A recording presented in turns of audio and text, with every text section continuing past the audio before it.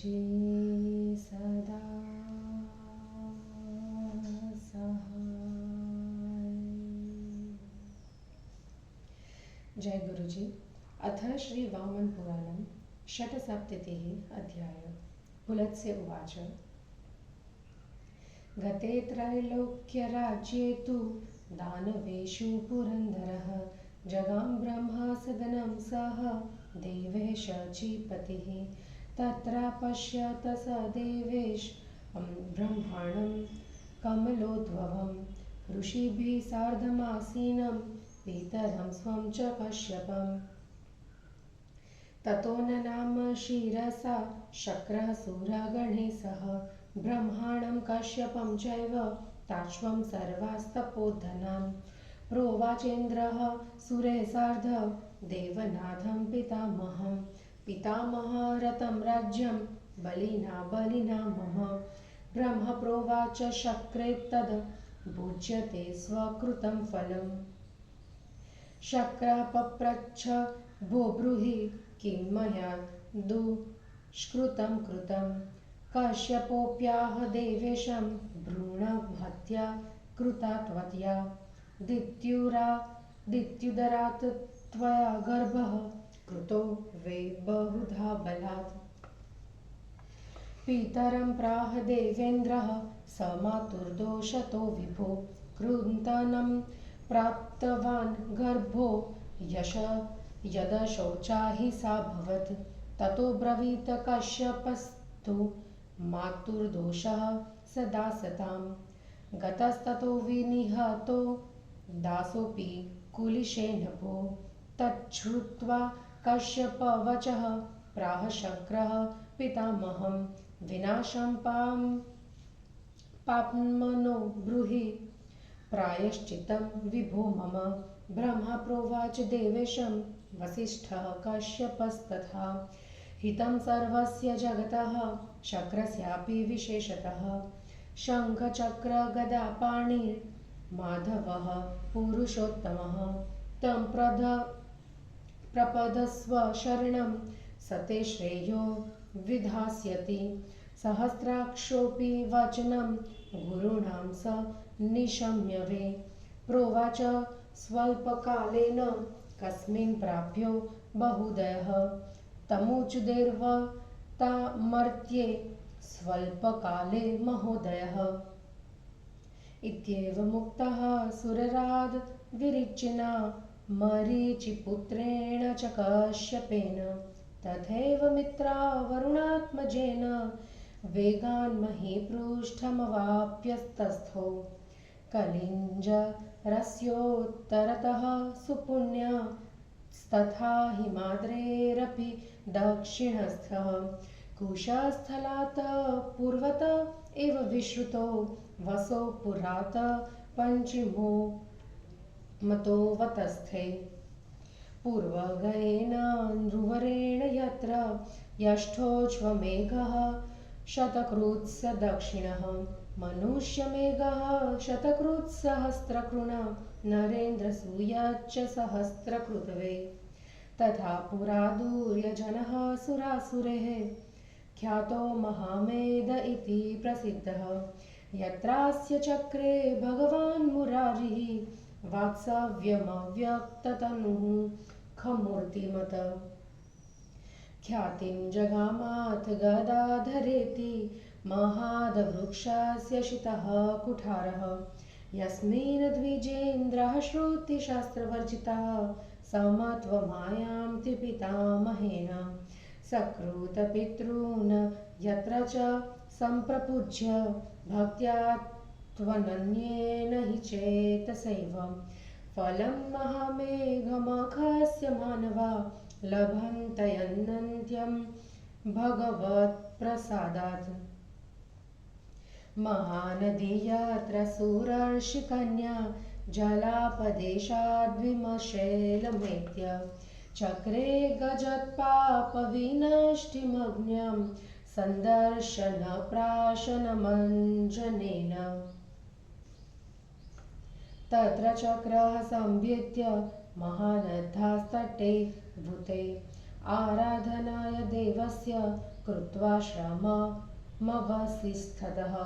प्रातः स्नायि त्वद्धः शायि एकभुक्तस्त्वया याचितः तपस्ते पे सहस्राक्षः स्तुवन देवं गदाधरं तस्यैवं तप्यतः सम्यग् सर्वेन्द्रियस्य हि कामक्रोधविहीनस्य सांग्रह संवत्सरो गतः ततो गदाधरः प्रीतो वासुवं प्राह नारद गच्छ प्रीतोऽस्मि भवतो मुक्तपापोऽसि साम्प्रतं निजं राज्यं च देवेश प्राप्स्यसे न चिरादिव यतिष्यामि तथा शक्र भाविश्रेयो यथा तव इत्येवमुक्तोऽथ गदाधरेण विसर्जितः स्नाप्य मनोहरायां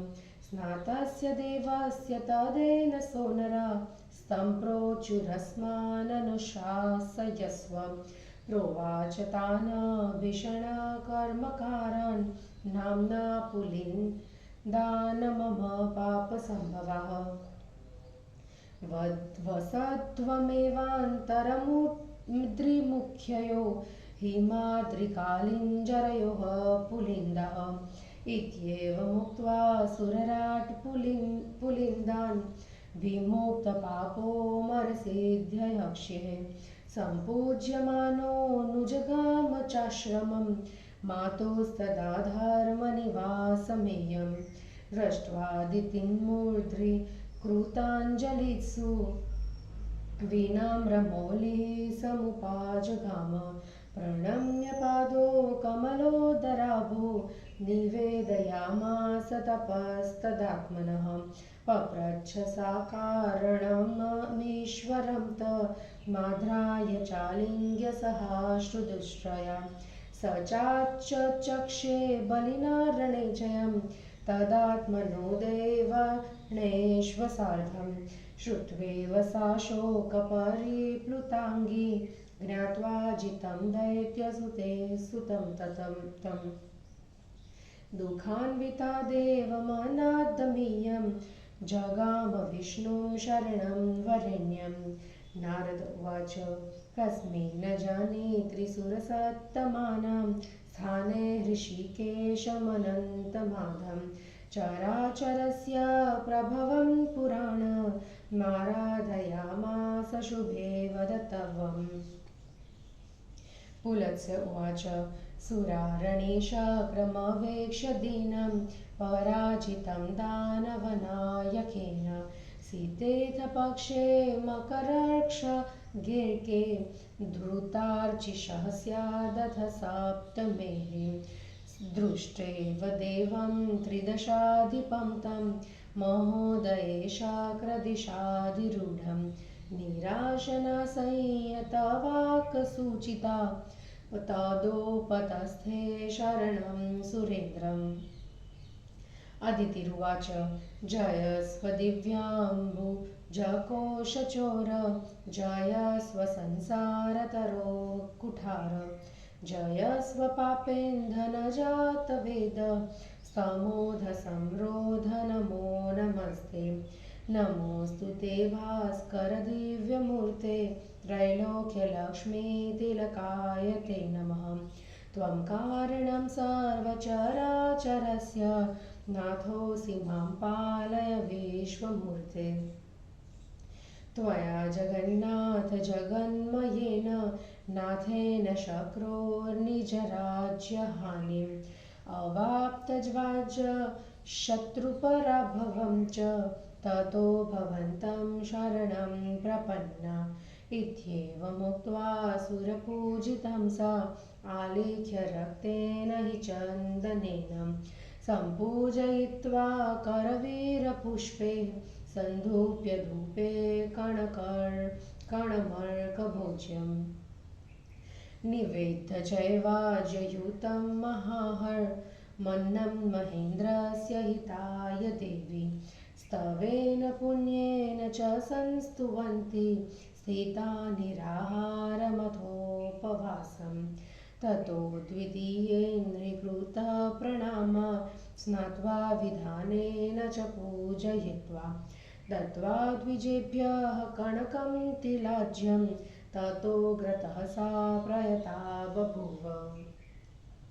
ततः प्रीतो भवद्भानुर्धृतार्चैः सूर्यमण्डलात् विनिसृत्याग्रतः स्थित्वा इदं वचनमब्रवीत् व्रतेनानेन सुप्रीतस्तवाहं दक्षनन्दिनी प्राप्यसे दुर्लभं कामं मत्प्रसादान्न संशयः राज्यं त्वत्तनयानं वे दास्ये देवी सुराजनी दानवान् ध्वंसयिष्यामि सम्भूये वोदरे तव। तद्वाक्यं वासुदेवस्य श्रुत्वा ब्रह्मान् सुरारिणिः प्रोवाच जगतां योनिं वेपमाना पुनः पुनः कथं त्वामुदरेणाहं वोढुं शक्ष्यामि दुर्धरम् यस्योदरे जगत्सर्व वसते स्थाणुजङ्गमं कत्स्वां धारयितुं नाथ शक्तस्त्रैलोक्यधारिसि यस्य सप्तार्णवः कुक्षो निवसन्ति सहाद्रिभिः तस्माद् यथा सुरपतिः शक्रः स्यात् सुरराधिः यथा च न मम क्लेशस्तथा कुरुर्जनार्दन। विष्णुरुवाच सत्यमेतन्महाभागे दुर्धरोऽस्मि सुरासुरे तथापि सम्भविष्यामि अहं देव्युदरे तव आत्मानं भुवनान् शैलांस्त्वांश्च देवी सकश्यपां धारयिष्यामि योगेन मा विषादं कृशाम्बिके तवोदरेऽहं दाक्षेयी सम्भविष्यामि वेदया तदा निस्तेजसो दैत्याः सम्भविष्यन्त्य संशयम् इत्येवमुक्त्वा भगवान् विवेश तस्याच्च भूयोरिगणप्रमर्दि स्वतेजसोंशेन विवेश देव्याः तदोदरेशाग्रहिताय विप्र। हिंदी अनुवाद।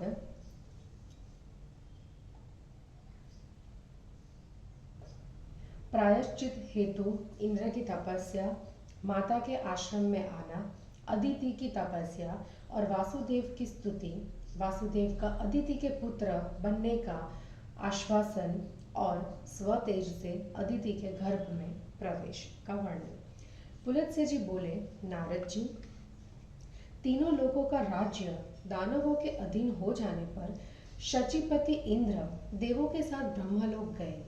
वहां उन्होंने ऋषियों के साथ बैठे हुए कमल योनि ब्रह्मा एवं अपने पिता कश्यप को देखा। उसके बाद इंद्र ने देवताओं के सहित ब्रह्मा, कश्यप एवं उन सभी तपोधनों को सिर झुकाकर प्रणाम किया। देवों के साथ इंद्र ने देवनाथ पितामह से कहा, पितामह, बलवान बलि ने मेरा राज्य छीन लिया है। ब्रह्मा ने कहा, इंद्र, यह तुम अपने किए हुए कर्म का फल भोग रहे हो। इंद्र ने पूछा, कृपया आप बतलाइए कि मैंने कौन सा दुष्कर्म किया है। कश्यप ने भी उत्तर में इंद्र से कहा, तुमने भ्रूण मतलब गर्भस्थित बालक की हत्या की है।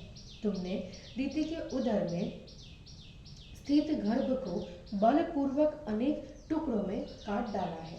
इंद्र ने अपने पिता कश्यप से कहा, विभो, जननी के दोष से वह गर्भ छिन्न हुआ था क्योंकि वे अपवित्र हो गई थी। उसके बाद कश्यप ने कहा, माता के दोष से वह दासता को प्राप्त हो चुका है। उसके बाद तुमने दास को भी वज्र से मारा। कश्यप के उस वचन को सुनकर इंद्र ने पितामह से कहा, विभो, मुझे पाप का नाश करने वाला प्रायश्चित बतला दीजिए। ब्रह्मा, वशिष्ठ एवं कश्यप ने देवेश मतलब इंद्र से सब जगत के लिए विशेष रूप से इंद्र के लिए हितकारी वचन कहा। तुम शंख, चक्र तथा गदा धारण करने वाले पुरुषोत्तम भगवान लक्ष्मीपति विष्णु की शरण में जाओ। वे तुम्हारा कल्याण करेंगे। उन सहस्त्राक्ष ने गुरुजनों का वचन सुनकर कहा, थोड़े समय में अधिक से अधिक उन्नति प्राप्ति कहाँ संभव है। देवों ने उनसे कहा, स्वल्प समय में महती उन्नति मर्त्य लोक में संभव है। ब्रह्मा, मरीचि पुत्र कश्यप एवं वशिष्ठ के ऐसा कहने पर सूर्यराज इंद्र तेजी से पृथ्वी तल पर आ गए। वे कालिंजर पर्वत के उत्तर, हिमाद्री के दक्षिण, कुशस्थल के पूर्व एवं वसुपुर के पश्चिम में स्थित विख्यात पुण्य स्थान में रहने लगे, जहाँ पहले राजा गय ने दक्षिणा के साथ 100 अश्वमेध यज्ञ, 1100 नरमेध यज्ञ तथा 1000 राजसूय यज्ञ का अनुष्ठान किया था।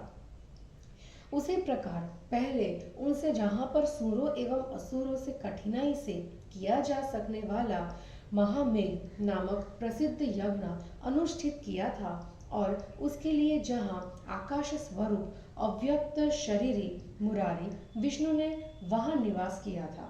इसके बाद वे गदाधर नाम से प्रसिद्ध हुए, जो महान अधरूपी वृक्ष के लिए तीक्ष्ण कुठार स्वरूप है। जहाँ वेद शास्त्र से रहित होने पर भी कुलीन श्रेष्ठ ब्राह्मण ब्रह्मा की समानता प्राप्त करते हैं, एवं मनोयोग से भक्ति सहित मनुष्य एक बार भी पितरों का पूजन करके भगवान के अनुग्रह से महामेघ नामक यज्ञ का अनंत फल प्राप्त कर लेते हैं, वहाँ देवर्षि की कन्या श्रेष्ठ महानदी है, जो जल रूप से हिमालय पर प्रवहमान होकर अपने दर्शन पान एवं मज्जन करने से जगत के पापों को विनष्ट करती है। विष्णु की आराधना करने के लिए इंद्र वहां महानदी के विचित्र तट पर गए और आश्रम बनाकर रहने लगे। वे प्रातः काल स्नान, भूमि पर शयन एवं बिना भांगे मिले हुए पदार्थ से एक समय भोजन करते हुए गदाधारी देव की स्तुति करते हुए तपस्या करने लगे। सर्वथा जितेंद्रिय एवं काम क्रोधादि से रहित होकर इस प्रकार तपस्या करते हुए उनका 1 वर्ष बीत गया। नारद जी उसके बाद गदा धारण करने वाले विष्णु ने प्रसन्न होकर इंद्र से कहा, आओ, मैं प्रसन्न हूँ, अब तुम पाप से मुक्त हो गए हो। देवेश, अब तुम शीघ्र ही अपना राज्य प्राप्त कर लोगे।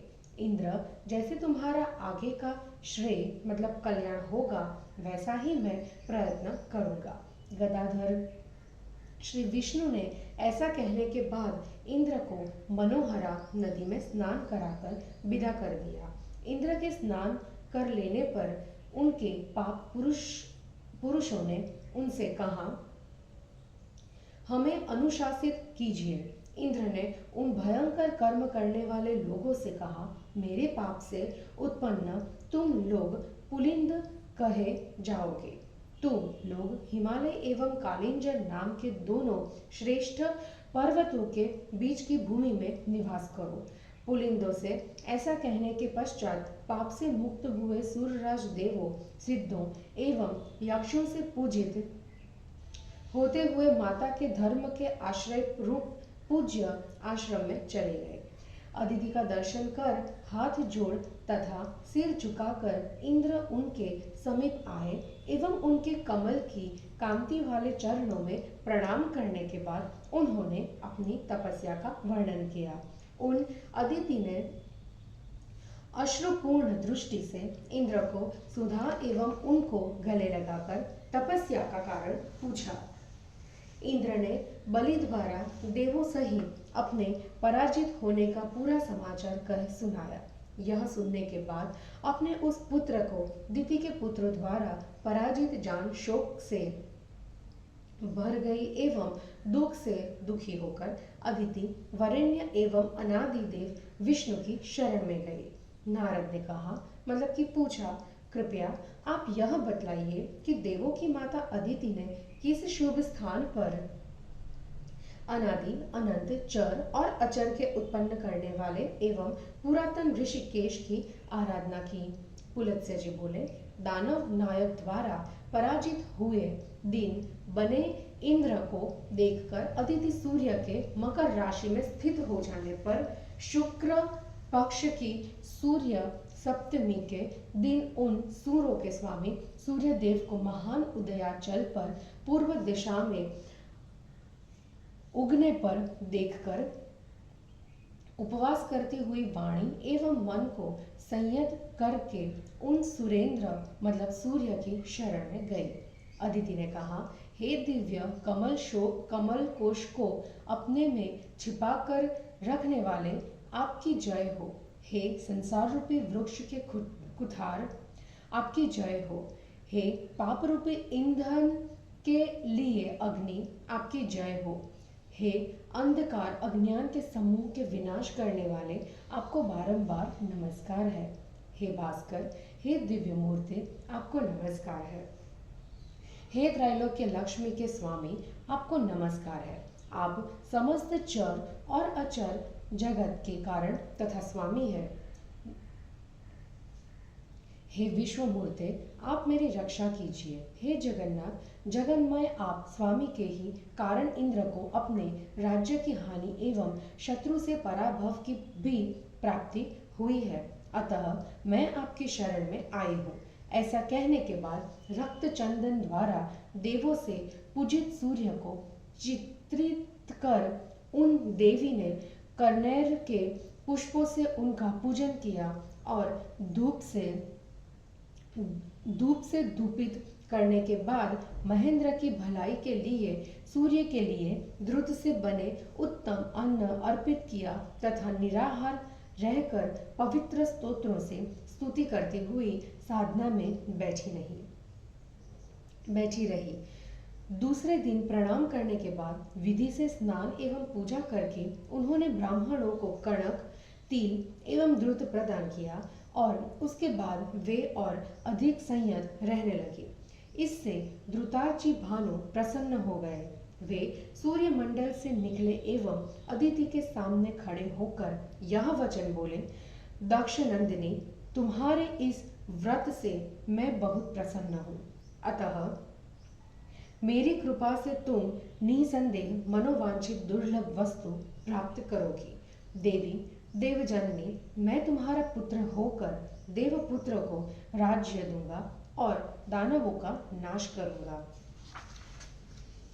पुलत्स्य जी कहते हैं, ब्राह्मण वासुदेव का वह वाक्य सुनकर बार बार कांपते हुए देवों की माता अदिति ने संसार को उत्पन्न करने वाले विष्णु से कहा, जिसके विशाल उदर में स्थावर जंगमात्मक समस्त संसार निवास करता है, ऐसे त्रिलोकी को धारण करने वाले आपको मैं अपने उदर में कैसे धारण कर सकूंगी।